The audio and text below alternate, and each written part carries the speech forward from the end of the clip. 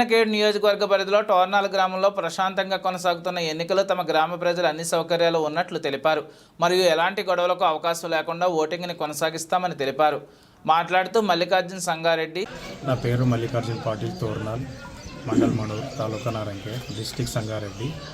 ఇక్కడ మన తోర్నాల్ విలేజ్లో పార్లమెంట్ ఎన్నికలు ప్రశాంతంగా నడుస్తున్నాయి. ఇప్పటికి 300 పోలింగ్ అయింది. నా పేరు ఎం సంగారెడ్డి, గ్రామం తోర్నాల్ మనూర్ మండల్. ఈరోజు మా గ్రామంలో ఎలక్షన్ ప్రశాంతంగా జరుగుతుంది.